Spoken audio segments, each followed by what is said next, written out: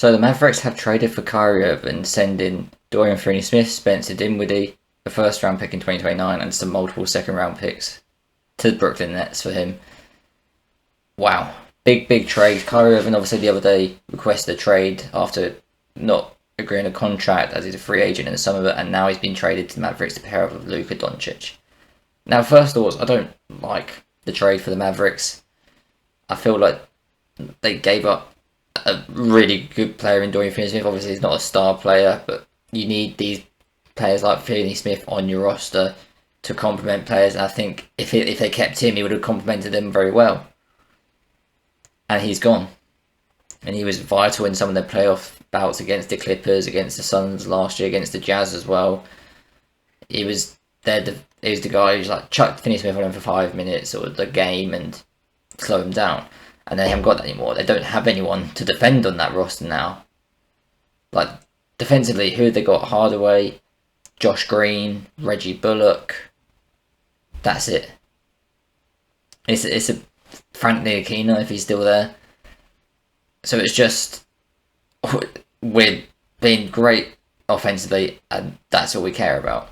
That's what it is right now. And offensively, they will be great. Kyrie Irving's a magical player with the ball in his hands. And he played his best when he was second/third option with LeBron, with Durant and Harden. Like that team when he was the second scoring option, but third option on the ball with Durant and Harden. He was playing off them. It was really, really, really good. And he's going to get that same treatment with Luka. Luka's one of the best playmakers in the league. He's going to find Kyrie a lot. If they form a partnership, it could be deadly. Two of the great offensive players in the league. The other end will be a bit sketchy. They won't be able to guard a single guard in the league. And that might cause them a lot of problems in playoffs. So I assume there'll be more moves the Mavericks to make other than this. They must trade for someone like Jay Crowder or another role player fit that wing spot, because wing depth was already an issue now, and they just traded their best wing. It doesn't really make sense. It really doesn't make sense. But that's what they had to do. This is a massive risk for the Mavs. Luka probably was getting frustrated with the roster. They were the worst team without him. Like 0-7 when he doesn't play. 30th in all categories when he doesn't play. When he's on the bench, they don't do well. They just couldn't do anything without him.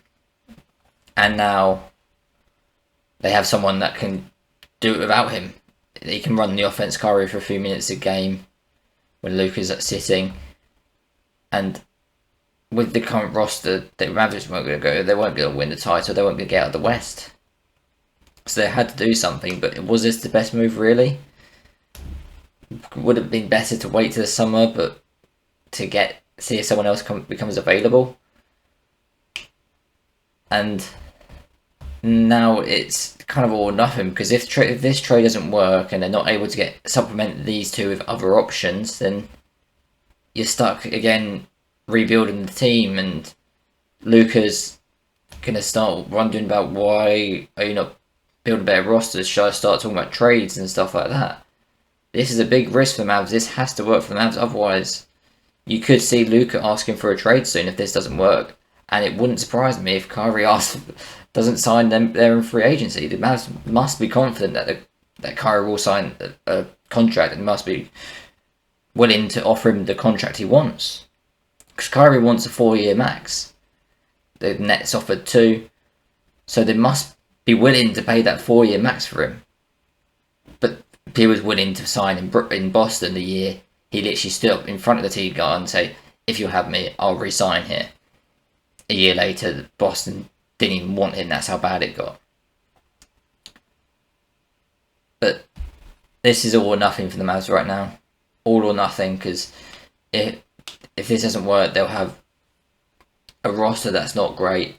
Luka is not happy. A couple years away from becoming a free agent. They wouldn't want to lose this for free. And Luka's not the kind of guy he'd do anything for the Mavs. He doesn't want. He's a loyal person. He wouldn't want to be away from the Mavs. He wants to win with the Mavs. But there's got to be a point where you need to give him a roster that works. This could be that start of their moves. If there's other moves to complement this could really work.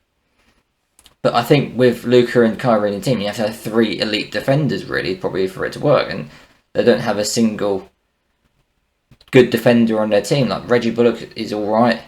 Tim Hardaway's alright. Dwight Powell's alright. Cleaver's probably the best defender on the team, and that's saying something. And he's injured. So, it's going to be very, very, very, very interesting to see if this works. And from the Nets side, you've got Spencer Dinwiddie back in Brooklyn. That's a nice feel, good thing. You get Dorian Finney-Smith, a nice wing defender to go along Ben Simmons and Kevin Durant, but this just ruined all their title hopes, didn't it? You're not going to win a title with this. And is Durant going to ask for a trade now? Because if they got a good player in return, Durant probably be up for staying, but they have... It's just Durant, and that nobody else can do anything by themselves. It's like what Luka had just before. Ben Simmons, he's unwilling to score. Spencer Dinwiddie is alright. He can do things occasionally, but inconsistent. Then you got Finney-Smith, Joe Harris, Cam Thomas can maybe get a bigger role now, but I wouldn't be surprised if Kevin Durant asked for a trade soon. It wouldn't surprise me, but yeah, Mavs, where does this put them in the West? Denver's probably the best team in the West. The Kings are up there.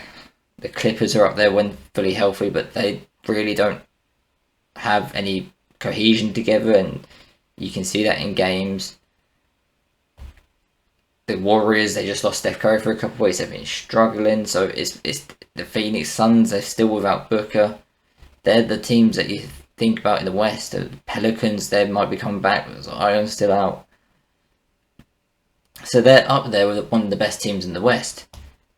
If this clicks, it can work, because there's no like superstar team you have to get through. Like the Denver Nuggets are very good, but they are beatable as well. The Warriors are very beatable this year. There's no other teams that the Mavs probably can't beat, so that's probably why they've gone for this. This is probably the time to go in now. There's no one team where you go, we just can't beat them, we won't be able to beat them. No matter what we do, what we trade for, probably won't be able to beat them. But they see the West this season as a beatable West with one of the best players in the league in Luka Doncic, who's probably grown frustrated with the roster without him, around him. And I'd be really interested to see the moves the Mavs are playing now, because if this is the only one, I don't really see them beating the Denver Nuggets. They don't have anybody to stop Murray, yes, alone Jokic. I mean, Cleaver could do an alright job on him, but probably not great.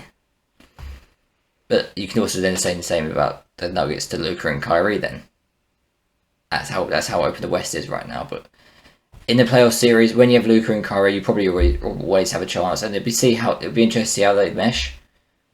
I think they could mesh very well offensively. You know, Kyrie, not as a lead ball handler, is probably a very good player. When he's not the primary player, he's very good. And alongside Luka Doncic, who's one of the best players in the league, one of the smartest players in the league, it could really work. It really could work offensively. But yeah, there's a new star duo in Mavs.